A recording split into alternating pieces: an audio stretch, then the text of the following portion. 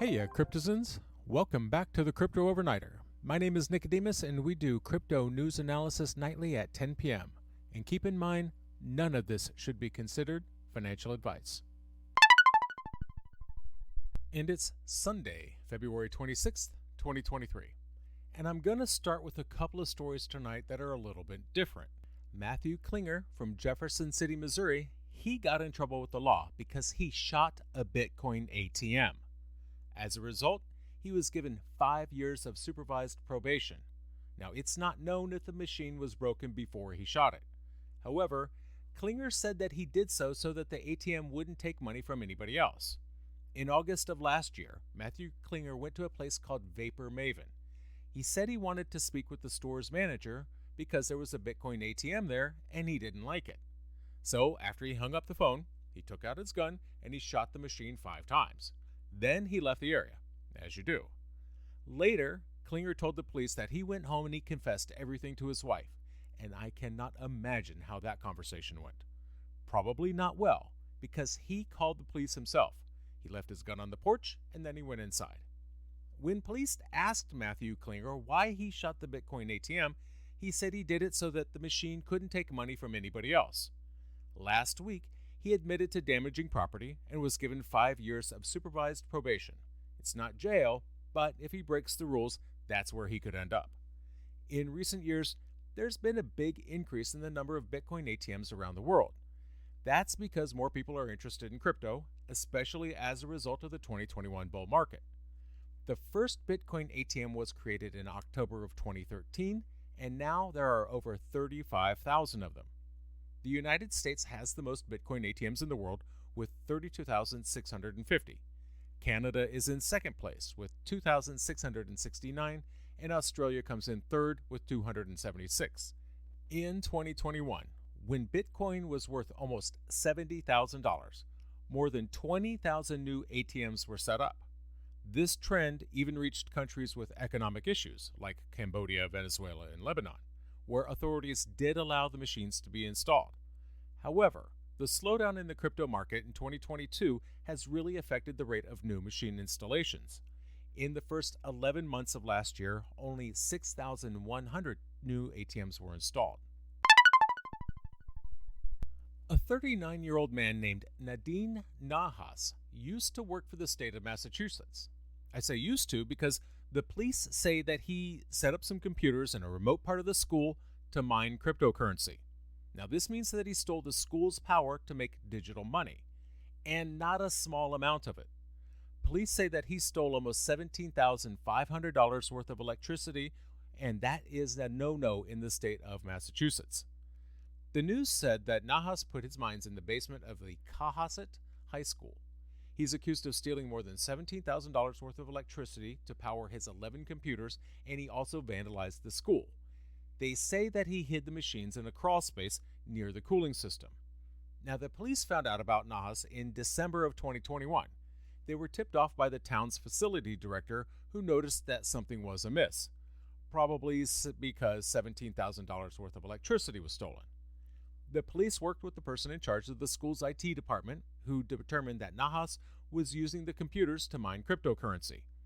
Now, the chief of police in Cohasset is William Quigley, and he's the one accusing Nahas of plugging his mining rigs into the school's power.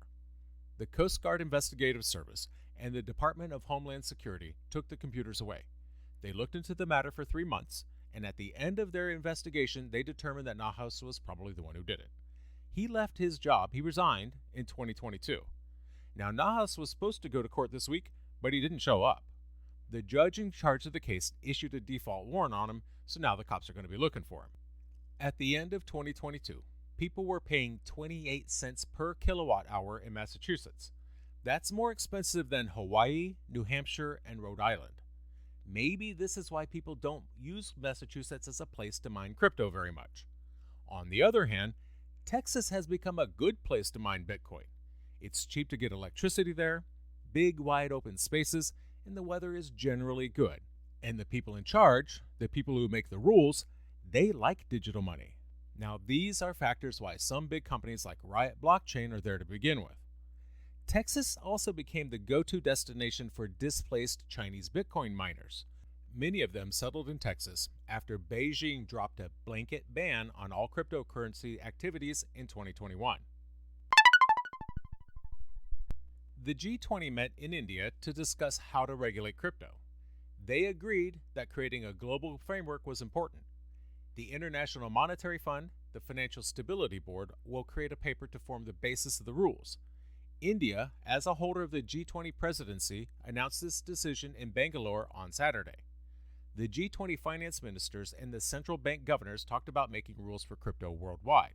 They want these rules to be coordinated globally.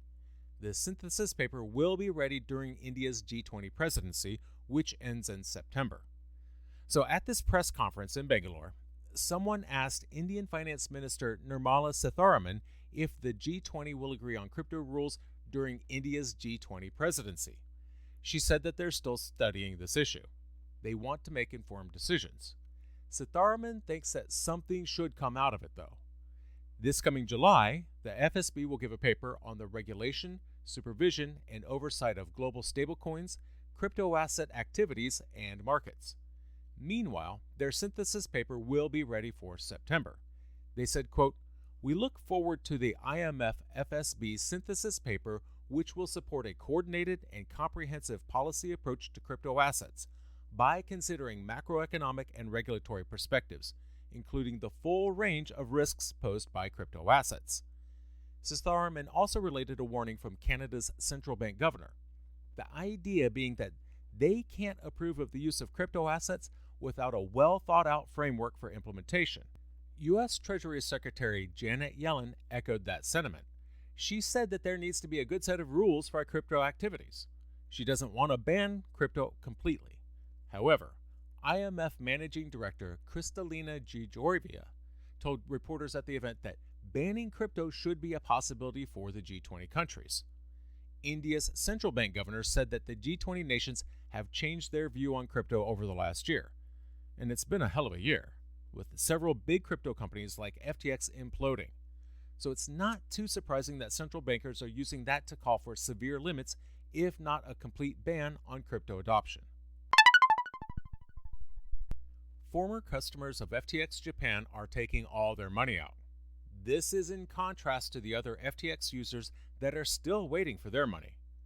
In November of 2022, Binance kicked things off by saying that it was going to sell a lot of FTX token. This panicked FTX customers, to the point that FTX and its other companies started slowing down customer withdrawals. One of these companies, called Liquid Group, stopped letting customers take out their money altogether. FTX Japan started letting people take their money out again on February 21st. They moved the money from the old FTX Japan account to a new account at Liquid Japan. After FTX Japan started letting people take their money out again, they said that customers had taken out around 6.6 billion yen, which is about $50 million. One person said that they were happy for the people who were able to get their money out, but many others still haven't been able to yet. It may take a long time to get everybody their money back because so many people were affected by the implosion of FTX. Some people have said that they got all their money back from FTX Japan, but people who use FTX in other parts of the world are still waiting to see if they're going to get their money back too. U.S. Attorney Damian Williams has accused Sam Bankman-Fried of charges related to fraud, wire fraud, and security fraud. Sam's trial is due to begin in October, while FTX's bankruptcy case is ongoing. A recent court case claims that investors on Maker lost about $8 million because of incorrect information about the risks involved. Now, the case was called Black Thursday, and it started in April of 2020. However, a judge has dismissed this case. The people behind Maker, such as Maker Ecosystem Growth Foundation, they were accused of giving false information about how safe investments were on the platform. They said that collateralized debt positions were more secure than other investments specifically because they required more collateral. Rune Christensen, the founder of Maker, decided to decentralize the system by dissolving the Maker Ecosystem Growth Foundation and giving control to MakerDAO. A judge named Maxine M. Chesney looked at the complaint made against Maker and then dismissed it.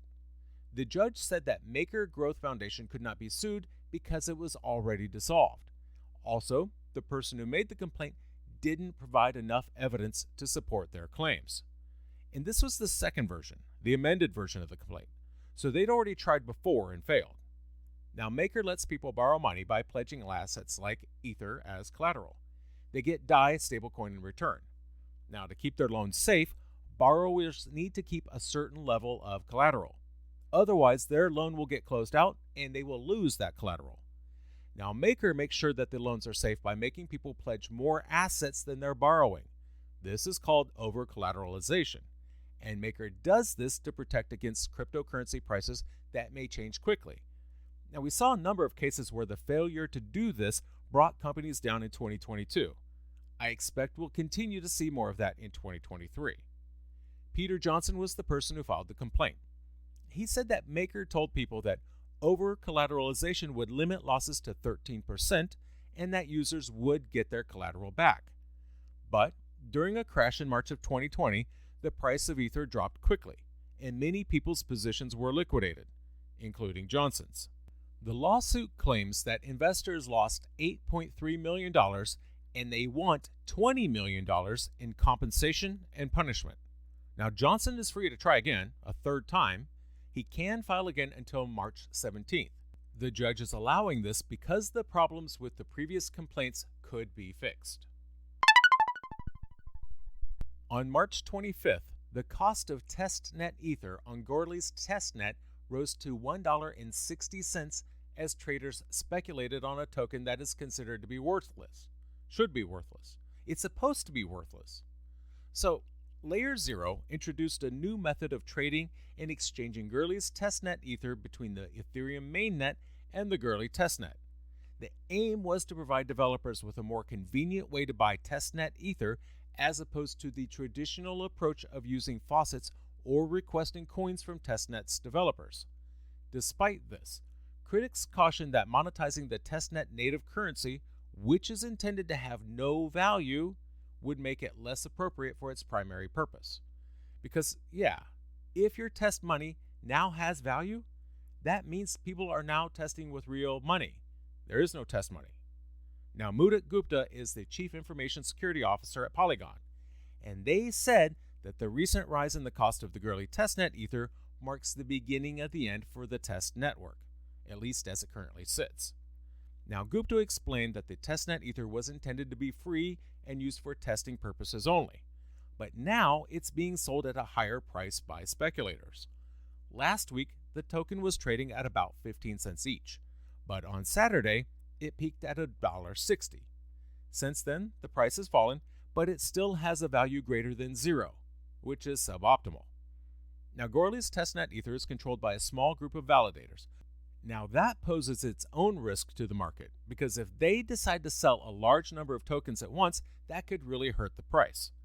To solve the issue, Ethereum developers have suggested creating a new testnet called Holly. This new testnet would offer developers an easier way to obtain testnet Ether, reducing the need for a secondary market to purchase it. Since the start of the conflict between Russia and Ukraine has received more than $70 million in crypto. This money has been used to provide military equipment and humanitarian aid to the nation. A report released on February 24th by Chainalysis revealed that most of the funds came in the form of Bitcoin and Ether. The majority of the $70 million in cryptocurrency donations came in the form of Ether, with donors giving $28.9 million worth. Bitcoin and Tether donations followed, with $22.8 million and $11.59 million respectively. In addition to these donations, NFTs have also been contributed. Also, Ukraine DAO sold an NFT of a Ukrainian flag for $6.1 million at auction. Around 80% of the $70 million donated through cryptocurrency arrived in the first few months of the war. Now, according to Ukrainian Deputy Digital Minister Alex Bornyakov, this fast-tracked the country's ability to respond to the Russian invasion. In an interview with Yahoo Finance UK on February 24th, Bornyakov explained that using traditional financial systems would have taken days. But with cryptocurrency payments, Ukraine was able to purchase vital items quickly. around 60% of the suppliers were even able to accept cryptocurrency, which was a surprise to Bornikov. Now, he expressed that the crypto fund aid for Ukraine was a great success. He was impressed not only by the amount of donations received, but also by how easily the digital ministry could access the funds to begin the country's defense. Olonya Shevchenko, co-founder of Ukraine DAO, also spoke with Yahoo Finance. She said that cryptocurrencies provided a solution where the Ukrainian central bank system placed restrictions on foreign currency transfers. Quote, "The central bank introduced limits on foreign currency transfers in and out of Ukraine to stop the run. Thanks to crypto, we were able to cover some of our defenders' immediate needs. There was literally no other way at the time." Mikhail Fedorov, the Vice Prime Minister of Ukraine and Minister of Digital Transformation of Ukraine, tweeted in August of last year that many of the cryptocurrency donations received by the Ukrainian Digital Ministry have been used to fund the country's military equipment, armor, clothing, vehicles, and medicine. Unsurprisingly, the use of crypto in Ukraine has increased and has led to increased adoption in the country. According to a Chainalysis report released in September, Ukrainians are the third highest adopters of cryptocurrencies. That's after Vietnam and the Philippines. However, pro-Russian military groups have also used cryptocurrency to crowdfund their war as well. Chainalysis found that these groups have used crypto donations to buy military equipment, spread disinformation, and create pro-invasion propaganda. And that's going to do it for us tonight. I want to thank you, my listeners, because when you stop listening, I will stop talking. If you enjoyed tonight's show, then please like, follow, subscribe, leave a rating or review. And in the meantime, we'll see you tomorrow night.